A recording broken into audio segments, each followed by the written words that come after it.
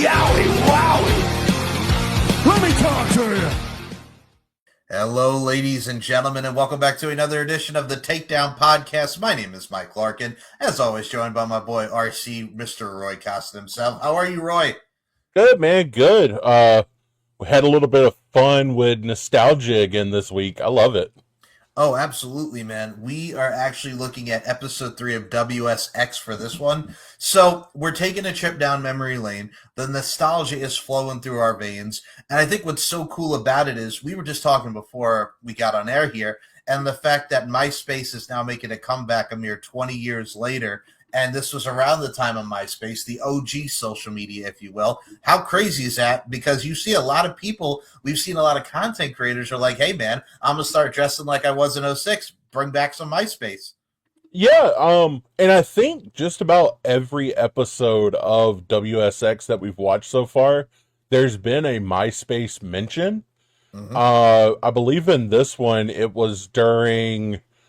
Oh, I can't remember which match it was, but they were talking about, yeah, you need to check out their MySpace page and blah, blah, blah, or I wonder who his top 8 is on MySpace. And I'm like, man, just bring it back. Just go ahead.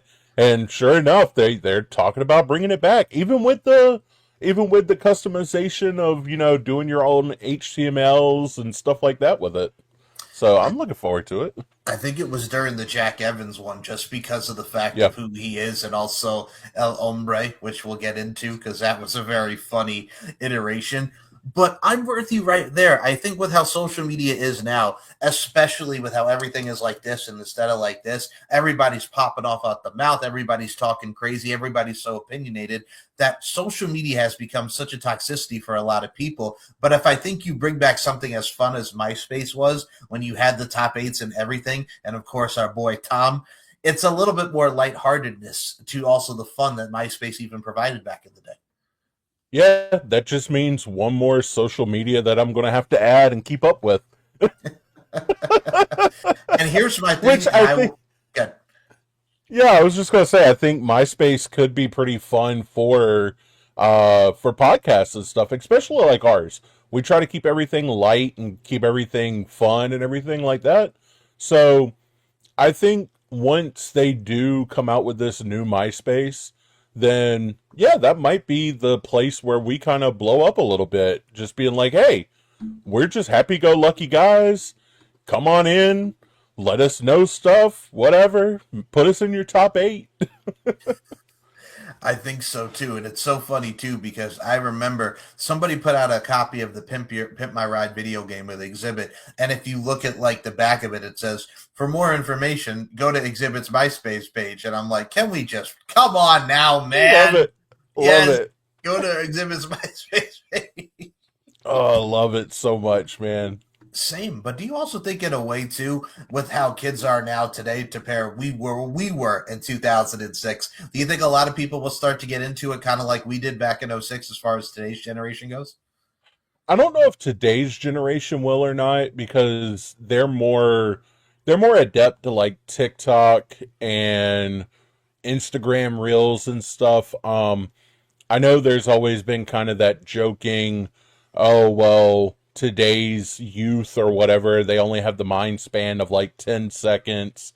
I could see, I could see Vine, maybe if you bring back MySpace, maybe their video formats could be Vine, where it's, 15-second clips of stuff. Just because that's the way that youth and this generation is very, you know, goldfish minded, if you will, where it's like, oh, this is shiny. Oh, wait, what's that? Um, but I think if they bring, or whenever they do bring back MySpace, I think it's going to be more millennial and Gen X kind of people who don't necessarily fit in with Facebook anymore, because Facebook, let's face it, love all the people on Facebook, but it is very much the older crowd. Yep. A lot of Facebook is the older crowd. Instagram is for the people that are out and about. They're documenting what they do on a daily basis. all the influencers and stuff like that. You got Twitter, which is just opinion after opinion after After opinion. opinion, Yeah, I could see MySpace being that thing that maybe Blue Sky tried to be. That maybe Threads was trying to do, where it's like, hey, look, we don't care about politics, we don't care about this side versus this side. We just want it to be everybody's just kind of copacetic. And I think MySpace, once they bring it back, the millennials that grew up with MySpace will probably be like, "Oh yeah, no, this is our home. We're comfortable here." it's so funny too, and I will self-admit this. When I was a teenager, I did not have MySpace just because I didn't hate it, but I didn't need the necessity for it. All you had to give me was my iTunes, my CD collection, and maybe some good stuff, and I'm good. I'm good on that front. Do you remember how your MySpace looked back in the day, Mr. Roy Costa? Oh, let's see. I know I had like the top 8 thing, and I think only had like 6 people in it. I had a ton of people that were friends, but I only had 6 people in my top 8, kind of doing the whole, oh well, these are my, you got to keep your circle tight if you're gonna be good, blah blah blah, kind of thing. Um, I think my background was like black. I had uh a little thing where when you click on it, it started playing Slipknot or something. Like it was all kinds of all over the place, but yeah, it's been 20 years, I guess. So, it's crazy. I'm getting old. Getting old, man. That we are. Well, you more than me, and I don't mean to Yeah. make it as a slight, but it's I true. mean, look, hey, look, there's like I got like the little gray streaks going and everything. So yeah, trust me, no, I get it. Now my hair is starting to go a little bit too. At least I still got some hair. I'm happy Oh about. yeah, I still got mine, so I'm You happy still with got your that. look at your little flow there in the background. Oh, I see. Oh, my goodness gracious! Gonna start singing "Achy Breaky Heart" over there and start shaking your hips. I see how you are. I've got a story for you when we get off about Achy Breaky Heart. Now that you mentioned that, that's funny. It's out of all the songs you could have picked, that's the one. I've got a yeah, that's a story after we get off for you. But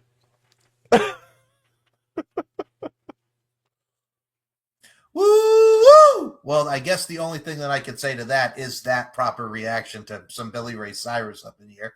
But we're gonna go to another music genre. So this week's music guest, because the music guest in the pop culture realm of the time really does fit, because this week was Sparta. And if you guys listened to the last episode, we had no idea who Sparta was. And I mean, I listened to songs, perfect ones, I'll say, just because these two came into my feed very quickly, was Cut Your Ribbon.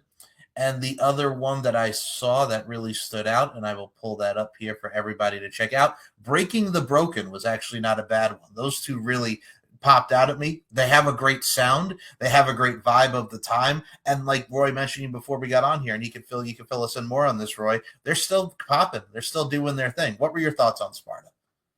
so yeah, I went ahead and added a couple songs to my playlist also, and "Cut Your Ribbon" was one of them, and it's a banger of a song, dude. I love it.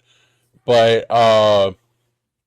they actually just released their sixth studio album called "Cut a Silhouette" back on May 29th of this year through Equal Vision Records. Um, and for people that may not recognize the name and everything like that, uh, if you played Madden '07, they had a song there called Future Needs that was later renamed to Taking Back Control. And Taking Back Control was actually in a 2007 supernatural thriller called The Invisible.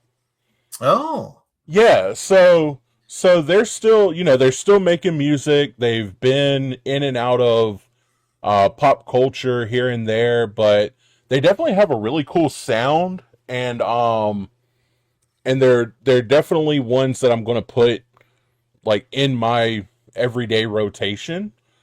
Uh, and as far as it goes with them on commentary, because I'm always going to be kind of critical on who's on commentary and everything. They were actually pretty good. They sounded like they were real fans. They they knew who people were. They knew what some of the moves were. Uh, I believe one of them was talking about it was during the Filth and the Fury match. He was talking about Bret Hart and just saying, yeah, I can definitely see where Teddy gets some of his moveset from was from his Uncle Bret. Like, you could see a lot of that. And I'm like, hey, that's actually some pretty solid commentary coming from the musicians. So, yeah, I really dug them. They're cool. I'm glad you brought that up because that also stood out to me. And I think that's what we're going to see as we go through this series. What musicians are wrestling fans and actually do enjoy the product and the art form that it is, much like music is. And then ones who are just there for the payday. I think we're going to see the difference between those two throughout these series here. But yeah, I will say this. It popped me just to see that. And I actually have to give you credit because I think you pointed it out. Because when we open the show and you hear them talking on commentary, it's like, well, you guys just rocked the house. Well, we didn't see them rock the house because y'all performed before the show comes on. I think that was what we talked about last time was I really wish they would have had, you know, at least them performing one song. Right. That would have been cool. I know it's not necessarily part of the wrestling thing, but between WSX and WS Extra, you could have given us like one song, you Right. know? So, But no, that's my thing too, because I've always equated it to Lucha Underground. Like they would have whatever Hispanic band, rock band was there, whatever type of music in the temple, or for certain occasions they bring out the mariachi, and it's stuff like that. Like it works. It sets the vibe. It sets the tone. yeah, and speaking of like Lucha Underground and mariachis and just the Mexican culture in general, dude, what a way to start the show with Yep. Vampiro. Oh my god. So I wrote this down just because. So Vampiro's sitting in this like purple dark, just like it looked like a shrine with like he's got candles, he's got a skull, he's drinking the wine, and it was very much reminiscent of like the Lost Boys, but to a different heightened level. So the promo goes, being in battle, half my life, blood and flesh ripped from my body, I can feel. The WSX title is my life. Any sacrifice, my flesh, my blood, my soul, this title is my destiny. And I'm like, you know what? I believe it. I Yeah. believe it. Yeah. Yeah, dude, it was so good. So you said it gave you Lost Boy vibes. It kind of gave me like Crow vibes. It definitely felt to me like the Crow. It kind of had that bleakness to it, but it was still, beautifully spoken, but almost in a tragic way. And I was just like, oh man. And then it once again goes back to, man, it would work so well just putting Damian Priest as Vampiro Jr. Like the purple light. Come on. Come on. Come on, man. Um, but yeah, dude, he just the way we started the episode just straight into him talking about, the flesh and blood of the title being his and everything. I'm just like, oh, yeah, this is solid. There's a reason he was the first ever WSX champion. Like, holy crap. It was that good, and now I got to go watch Lost Boys and the Crow back. But no, it's one of those things too. Vampiro, even at this time, you can say what you want about Vampiro. People have said a lot of things about him, but whether he was on commentary in Lucha Underground, the stuff he did with Penta, the stuff that he did here, like he was still in his prime doing his thing and really taking off something that was on the underground, pun intended, and made it its own on MTV. And also, I will say this, like with what he did with Sting, and people could talk about that with WCW 2000, Vampiro had a thing. He could cut on the mic, he could wrestle. ICP will be here all day, but Vampiro definitely had that aura. And now I could definitely see Damian Priest Jr. over there, friggin' Vampiro Jr. doing his thing. We just need him in AAA cutting a similar promo going for the Latin American Championship. We're getting there, man. We are so close to it. Like he's already down there in AAA. Like go ahead and just put the face paint on him. Let him roll. Let him roll. And speaking of letting roll, we get into our first matchup, and it's the Trailer Park Boys go round me outside, round me outside, round me outside, versus the Filth and the Fury, M-Dog 20 and Teddy Hart. I wrote this was very fast-paced. There was a split-leg moonsault by M-Dog 20, and then Teddy Hart just comes in and randomly hits a cradle DDT. Then there's a springboard moonsault and a corkscrew moonsault by both Teddy Hart and M-Dog 20 to the floor. And then there's a nice drop kick running splash combo from the Trailer Park Boys, followed by a flipping tiger driver by Teddy Hart, followed by a variation of the old Gringo Killer from Homicide. And then there's a double foot stop by M-Dog 20. These guys, again, fast-paced action and really shows you the culture of Lucha Libre and the indies, but also kind of would set the tone for what we would see in today's modern wrestling. And then this is where Roy has his note, and I'm going to let him take it from here. Teddy Hart electrocutes poor Raymond on the table and hits the open heart surgery onto him through two tables. And before I get to the finish of this match, talk about Teddy Hart electrocuting poor Raymond. Yeah, he just killed a guy. Okay, so first off, when he hits the moonsault to the outside, I'm like, holy crap, man. He just floats in the air. It's just such a picture-perfect moonsault. And then they go over to the side, and he pulls out the cord and electrocutes him. And then he falls on the table, and you can hear the guys from Sparta on commentary at this point, which is so great, because they said, wait, are they near water? And then the other guy from Sparta's like, water's a conductor for electricity. This isn't going to be good.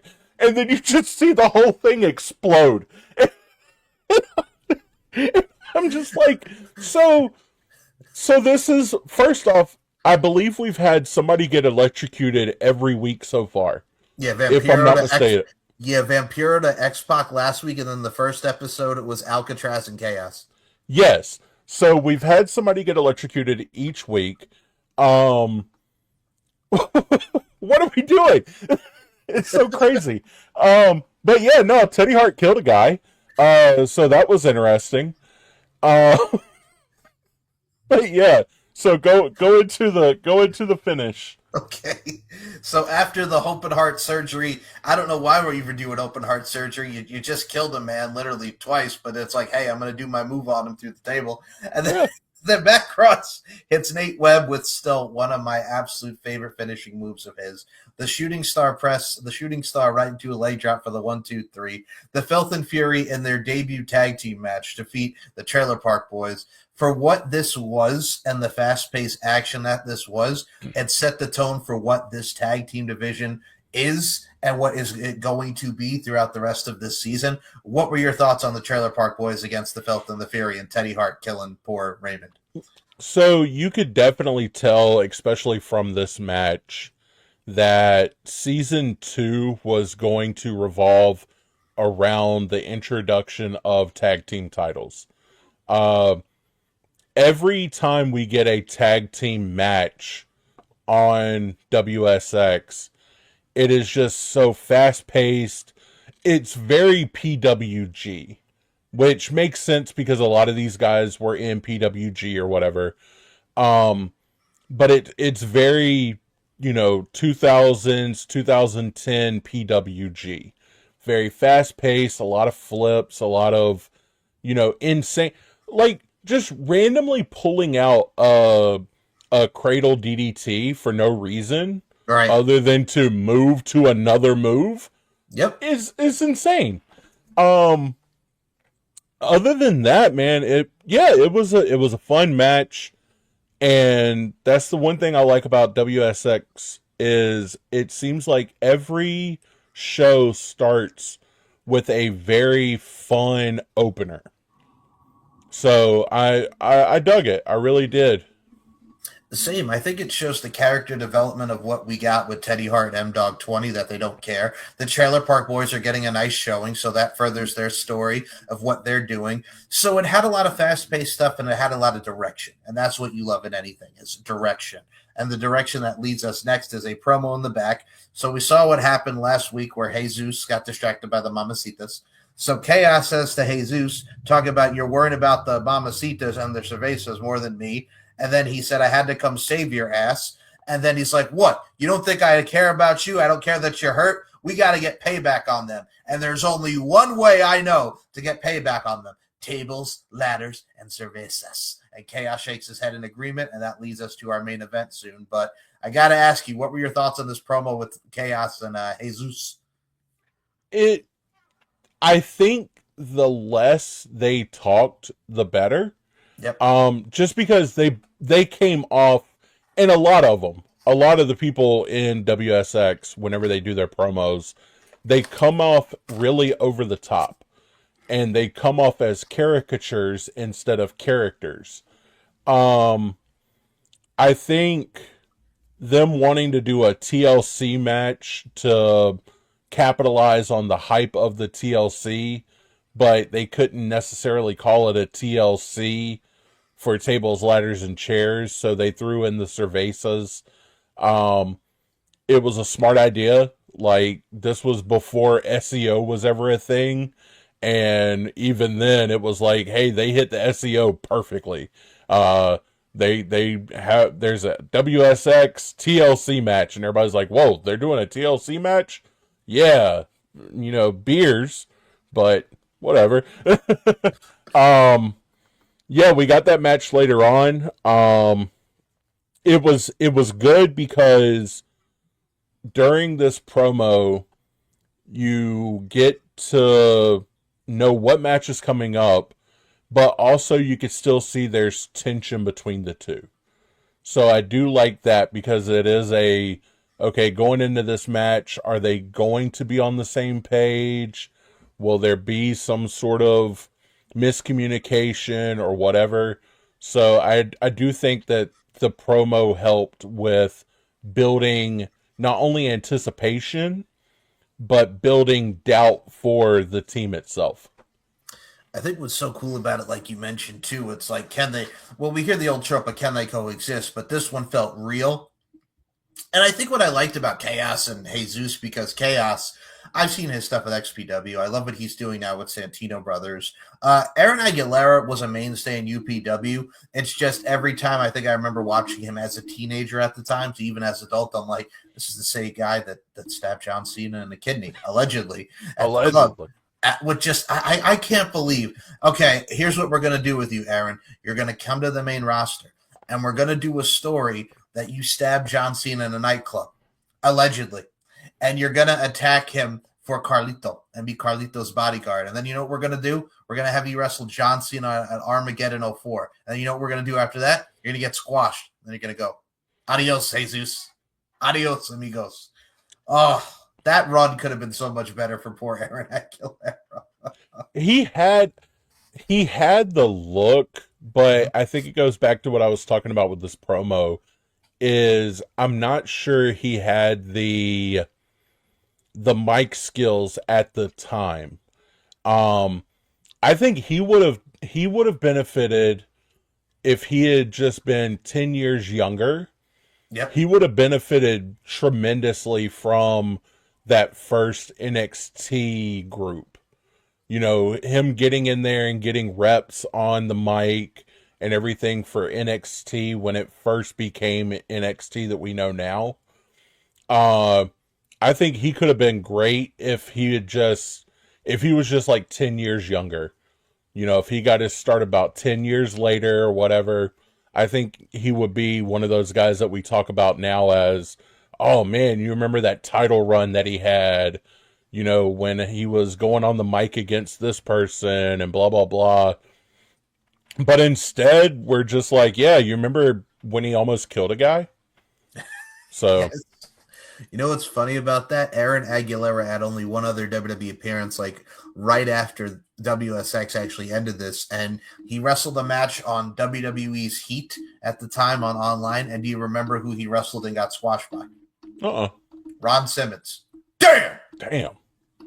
Yeah, exactly. Damn for that. But Damn. also, damn. Also, the other thing I will mention. So this is tables, ladders, and cervezas. So it has a comedic twist on tables, ladders, and chairs.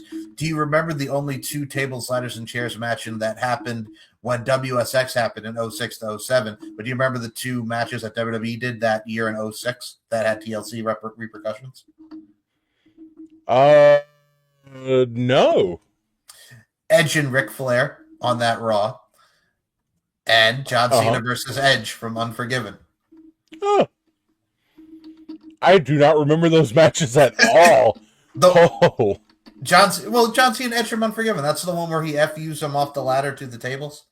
Oh, okay, yeah. That one. Yeah.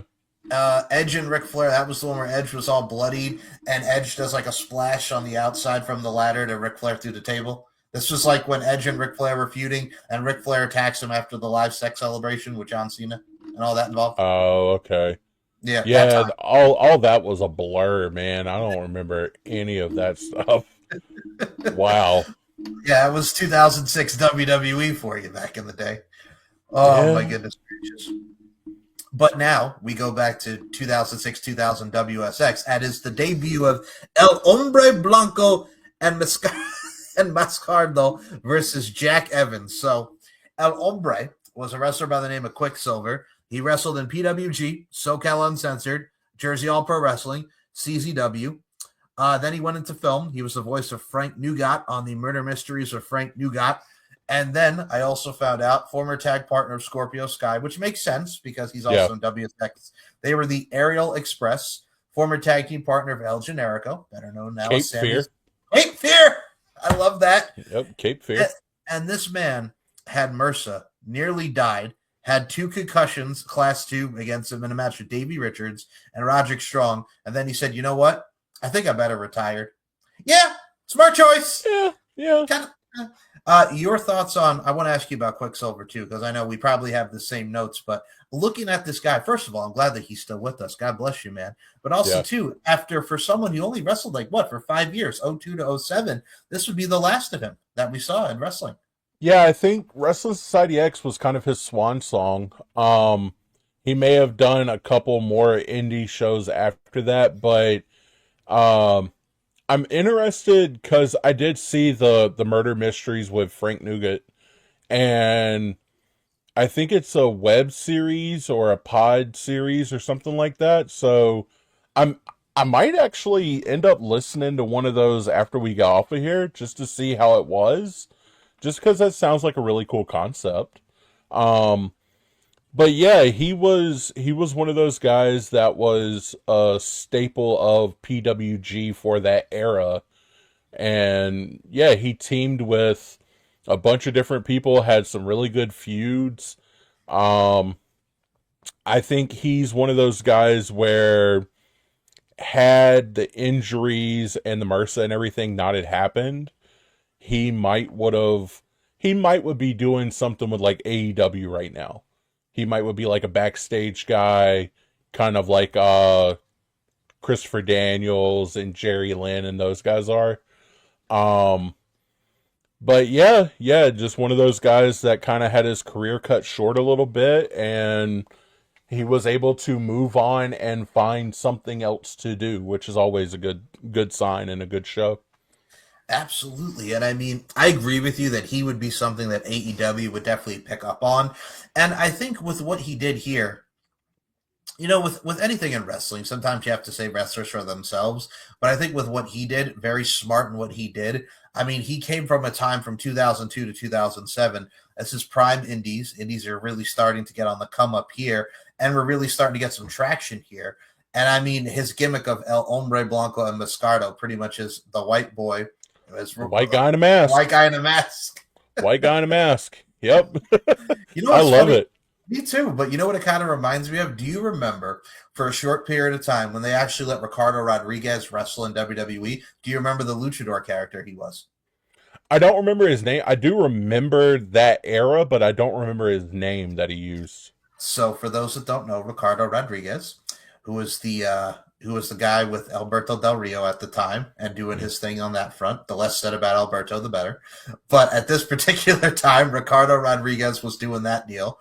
But the wrestling name that he wrestled as on NXT and Saturday night's main event, not Saturday night's main event, excuse me, Saturday morning slam, taking it back to everybody on that front, he was El Local, the local.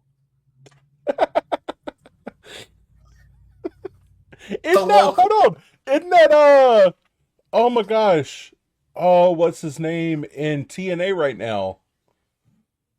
Oh, he's doing like the local man gimmick. Oh, the hometown man. What's his face? Cody Deaner. Yeah, Diener's doing that kind of character right now. I love it. That's exactly he's the El Local. What WWE had with him is the Luchador El Local, but he's just the hometown man now. TNA. Yep. I love it. That's awesome. El Local, baby.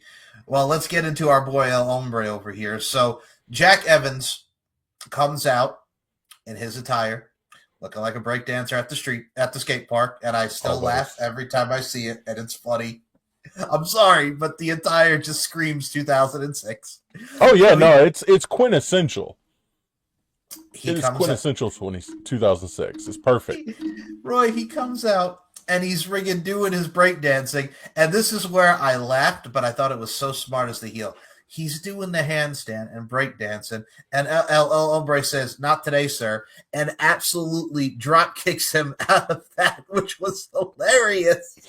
And then they get into the match, and there's a clothesline by El Hombre, followed by a cradle fisherman buster for a near fall.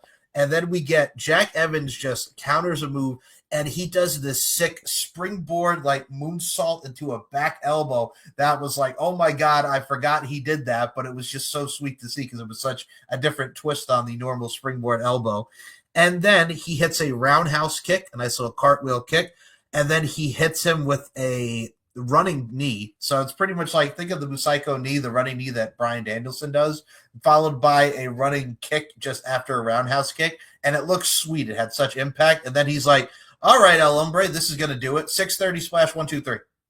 And that literally was the match. But I thought from jump, I liked the heel tactics of El Hombre, and he got some nice maneuvers in, got some shine in before Jack Evans said, you know what, screw all that. Let's go into the finish. So what were your thoughts on Jack Evans versus El Hombre?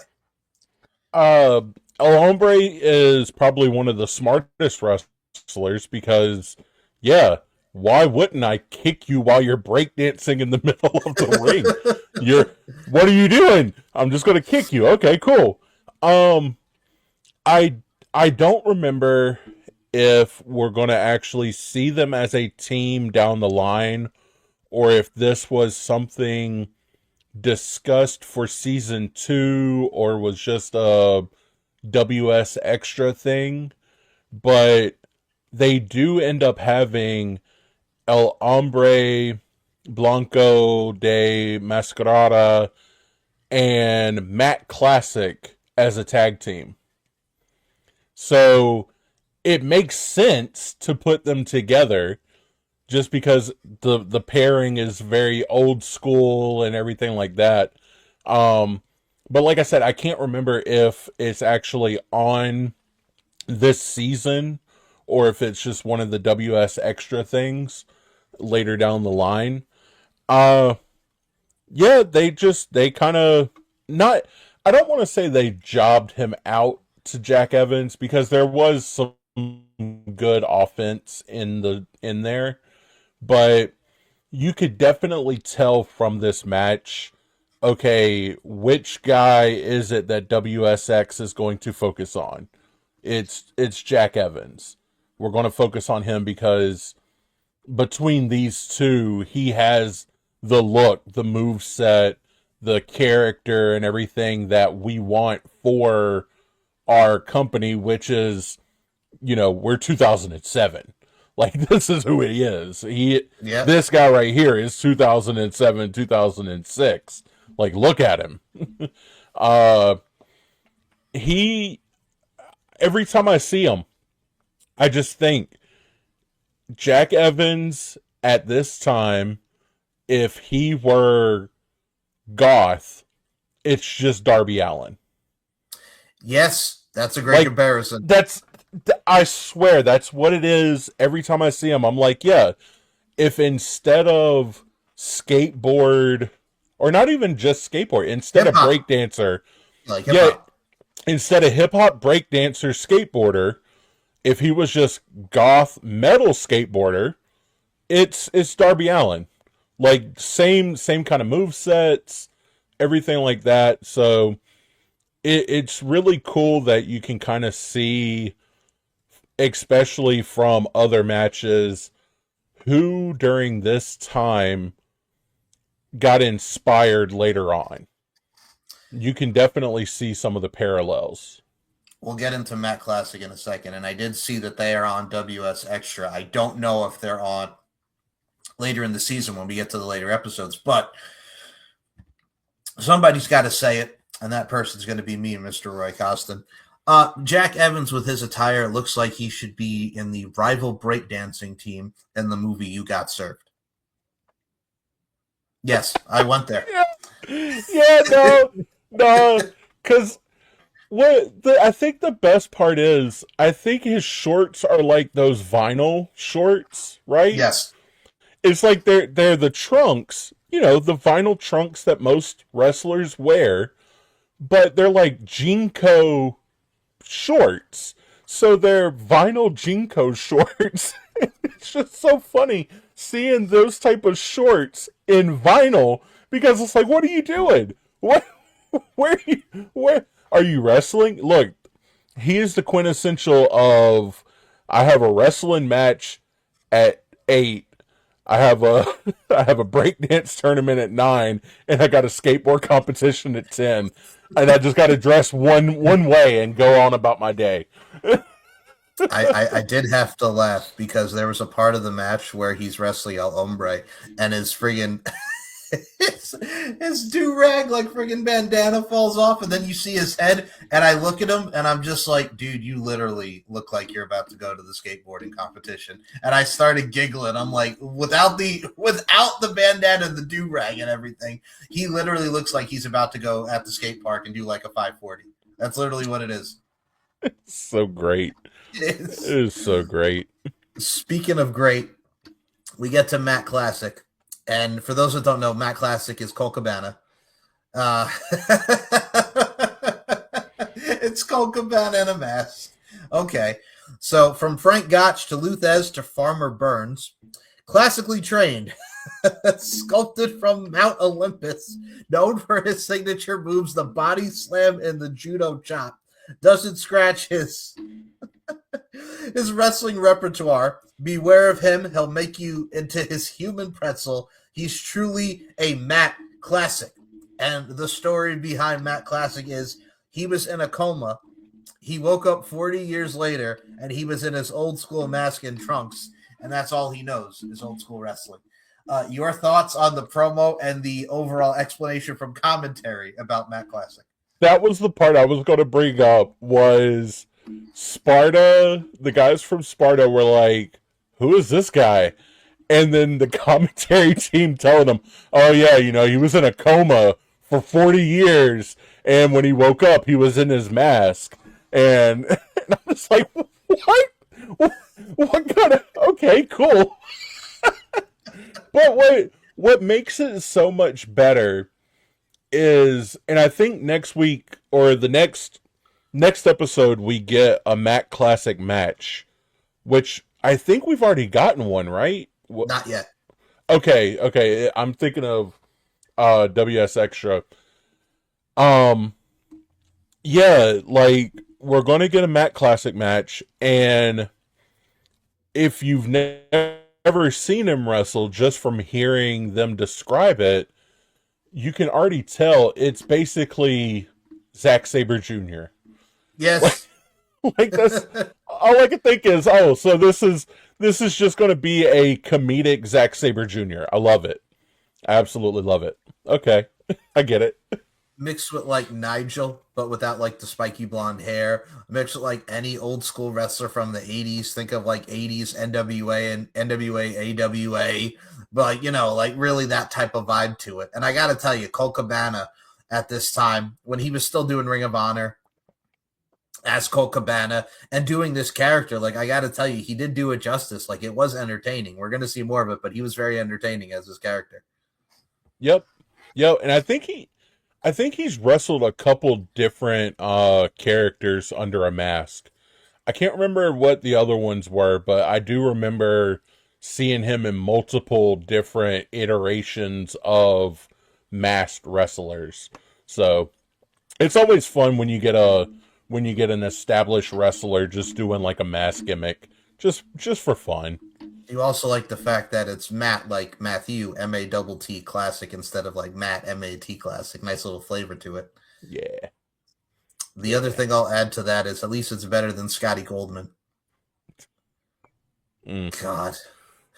How do you fumble that? Like, for real. Like, how do you fumble that? I have no idea, man.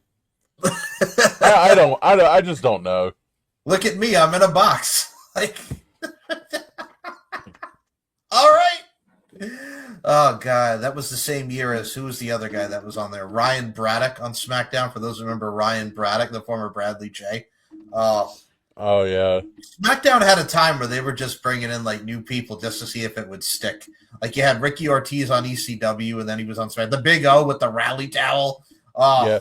Was that the same year that they had EC3 before he was EC3? He was Drake. Derek Bateman. Derek Bateman. That's what it was. Was that the same? Was that around the same time, or was that later? That was later, probably like 3 or 4 years later after that. Okay. Yeah, because I remember Derek Bateman. He was weird, man. Like the way he was on there, he was a trip. Oh, come on, man. He's doing it for the chicks in America. Come on, Roy. Chicks in America. Oh, Lord.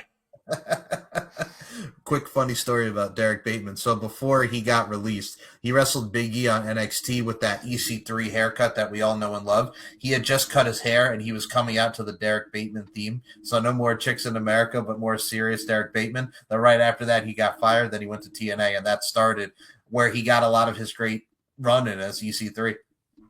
Huh. Which is crazy to think about. Like he's like, yeah. I'm gonna cut my haircut. They released me. Now I'm in TNA. And he arguably became one of the biggest stars in TNA for that era. So, I mean, it worked out for him at the time. That it did. And I'll tell you what worked out for us was this main event. TLC Tables, Ladders, and Cervezas. It is Luke Hawx and Alcatraz against Los Pochos Guapos, Chaos and Jesus. So right out the gate, they hit him with the ladder, nice little dropkick spot. They did the angle, and it's funny that we did this angle because in 2006, when everybody thinks of the seesaw ladder spot with Hawx and Alcatraz from Los Pochos Guapos, the one that everybody remembers, and I know you have the visual of this as well as a lot of the wrestling fans do, poor Joey Mercury at Armageddon 06, and that, his orbital bone, the blood right over here, the swollen eyeball, Still, as soon as I saw that and I knew what time period it was, I'm like, first thing I went to was Joey Mercury, but thankfully it wasn't as bad as that.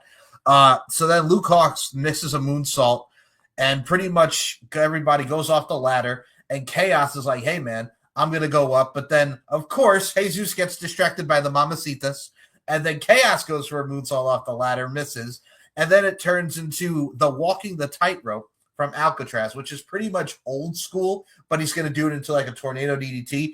That gets countered, and Jesus suplexes him Northern Light style into the ladder, which looks sick, followed by a Gonzo bomb, shout out to Brody King, by Chaos. And then they're arguing because they want to use their cervezas. Jesus is like, hey, let's slam them on the cervezas. No, let's use the cervezas. And then shenanigans happen, distractions happen, malfunction at the junction, if you will. And then Luke Hawx literally face busters this man into cervezas. The face was filled with cervezas. And then that led to Alcatraz coming over and power bombing Chaos through the table. 1, 2, 3. And that was it. That was it. That was the TLC match. Alcatraz and Luke Hawx are your winners. Dissension, distractions from Los Pochos Guapos. For what this main event was, it was fine. It served its purpose. What were your thoughts on the Tables, Ladders, and Cervezas match? First time TLC match. It was fun. Like you said, it served its purpose. The only thing is, I wish that it wasn't just pinfall. Right. I wish there was more of like the Cervezas, they're hanging above the ring. You have to get them and use them in order to win. You know, you have to drink. My ideal thing would have been you get them, you know, they're hanging above the ring. You get them. You have to drink one of them, have the empty bottle, and then shatter the bottle over the other person's head. Like, that's how you can get a win. That way there's more involved than just getting it or whatever. I've always felt really weird about having any kind of like TLC match or a ladder match or something like that where the winner's determined by pinfall. It always feels really odd. But the match itself was fun. There was a lot of strong moves that happened during the match. Some really fun spots, like you were talking about that Northern Light suplex. I would have loved if it was a little bit longer or a little bit more cohesive. But you can only do so much within a 30-minute time frame, so I get it. And I can't remember, but I guess we'll find out on the next episode that we watch. You know, where does this go for Chaos and Jesus? You know, that's going to be interesting. That's going to be interesting as well, because it's so funny as we're rewatching this. Like, literally, and I'll be completely upfront with you and everybody, this was the last thing I remember was Tables, Ladders, and Cervezas. Everything after that is a blur, just because I can't believe that Tables, Ladders, and Cervezas. But watching it now for what it was, and as an adult and not a teenager, I'm like, okay, it served its purpose of where they're going with the show. And speaking of where we're going within the show, I will also say this. It's funny, as a little tidbit, do you know what other storyline was going on that featured a beer bottle during 2006, 2007? Was that the breakup, or was that Beer Money? Roy Costin. Very close, but you're on the right track. This was when James Storm hit Chris Harris in the eye with the beer bottle. The breakup of AMW. Yep. That's what it was. Blind. Yep. I knew it was something like, because I remember vaguely I knew James Storm was involved, and I knew a beer bottle was involved, and I'm like, well, obviously that's going to be Beer Money, but that's what led to Beer Money becoming a thing, right? Yep. Because or was that money, right? Yeah, okay, that's what I thought. I wasn't sure. No, you're in the right ballpark. For those that don't remember, Cowboy James Storm and Chris Harris, the legendary America's Most Wanted TNA. The breakup was he hits Chris Harris with the beer bottle in the eye, blinds Chris Harris.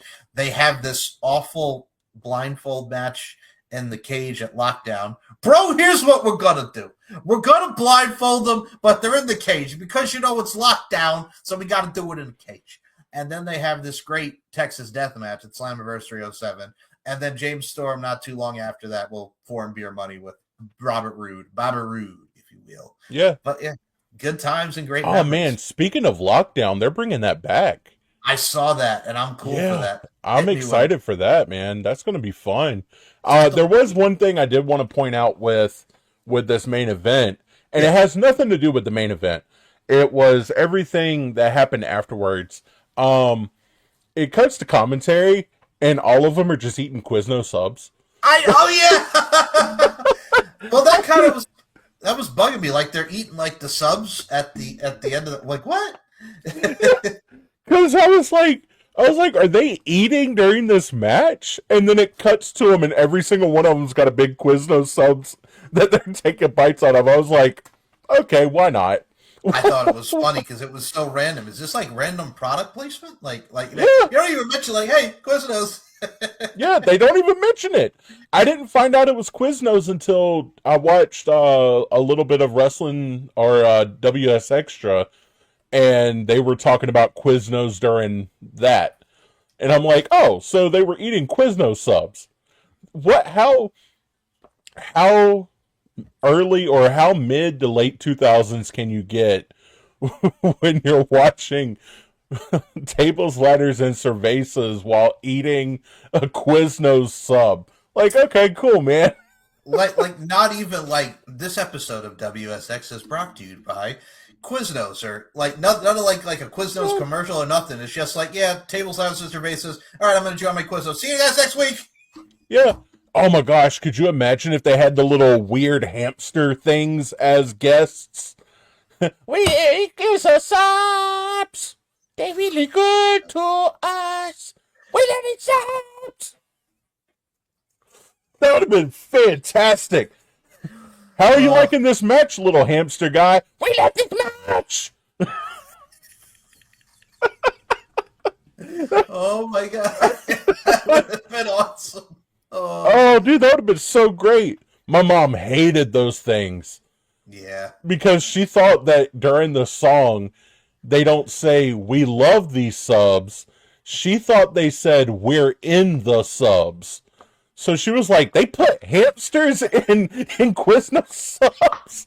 I was like, yeah, Mom, they put hamsters in the Quiznos subs. Yep, that's exactly. And they're even advertising the fact that they put little hamsters in the Quiznos subs. Yep. Would you like your toasted sub with or without hamster? I'm thinking about going guinea pig this week. I'm not sure. Oh my god. Oh, I love my mama, dude. She's so crazy. Shout out to Mama Costin. Oh yeah. Goodness. Well, I will say this. Shout out to TNA Lockdown as well for bringing that back. I know we got the Hardys and the Nemets coming on, so let's go. That's going to be good. And what else is going to be good is our next episode of WSX. So the matches on that show are, and I showed Roy a clip of this just because I wanted to make him laugh. Jack Evans against newcomer Marcus Riot. Yeah, just because you'll see when we talk about it next week. You know, Marcus Riot. Jack Evans, I'm such a huge fan. Ding, ding. And then we also get Matt Seidel versus Scorpio Sky. And then the main event, Keeping It Gangsta versus that 70s team. So, yeah, we're going to be talking about Joey Ryan again. Woo! So, with that being said, the rest of the card sounds so good. I'm like, yeah. Because I was even looking forward to it because during this episode I was like, when do we get Seidel again? I can't wait to see Seidel back in the ring on the air. So yeah, we're getting him next episode, so that's going to be fun. And then Keeping It Gangsta, that's going to be great. And Jack Evans, Disco Machine, that's a positive. Yeah, I like Disco Machine. He's a good dude. Yeah, just unfortunate. Yeah, unfortunately he's teaming with, but hey. Hey, it was 2006. We didn't know better. No, we didn't. But what we do know is we are nearly halfway through this season, and we hope you enjoy this edition of the WSX review, if you will. We'll be back to our normal format either next week or the week after. We got lots to come here at the Takedown Pod. So that being said, Roy, where can we follow us on the socials? You do a great job at that, as well as the thumbnails. Hit us. We are on YouTube at the Takedown Podcast, 2 words for Takedown. We are on Twitter at Takedown Pod. We're on TikTok at Takedown Pod. We're on Instagram at Takedown Pod. We will soon to have MySpace Takedown Pod. So be on the lookout for that when it drops. We're on Facebook. We're a little bit of everywhere. We have a link tree that we're going to have down in the comments or down in the description. Sorry, I just happened to look on Facebook to get all the information. It looks like Malachi Black is going to be wrestling at Progress. Woo! So that'll be pretty cool. But yeah, pretty much anywhere you can find us at Takedown Podcast or The Takedown Pod. And you can also find us at wfjafm.com/podcasts. We are on there. And honestly, it's just a really fun place to just listen to music too. It's the home of 80s hits. It plays a little bit of 80s, a little bit of 90s, a little bit of everything. It's nice. It's fun. But yeah, other than that, man, where can we find you at? Well, I will say this. When it comes to wfjafm.com/podcast, please check out the website. Check out the great music that's on there. We're on there and so much. And I will say this. When it comes to the greatest hits of the 80s and the 90s, nothing screams great 90s like the Achy Breaky Heart. So with that being said, if you want to follow and subscribe, go to SNM Network shows. Check out the Takedown Pod on that as well, and the Takedown Podcast YouTube. SNM Network shows feature so many great shows, from the Steve and Mike Show, the Takedown Podcast, like we mentioned, On the Mic with Mike, the LFC Podcast, Deep Into the Heart of Wrestling, RWT Podcast, Uncaged, and so much more. And if you want to follow me on Twitter, SM Show1, MCL92, Instagram, Larkin_92, MLarkinMB, and SteveandMikeShow.com and LFCfights.com, WFJFM.com/podcasts, and so much more. Soon to be MySpace. Get out my face. Reach for space. I'm going to start singing like Exhibit, Get Your Walk On. By the way, go to exhibit.com/MySpace for all his new music. So with that being said, for Brett Costin, my name is Mike Larkin. We'll see you next time on the Takedown Pod, and the WSX title is my life. Now notice Vampiro didn't have a mullet like Billy Ray Cyrus. And our achy breaky hearts are out of here.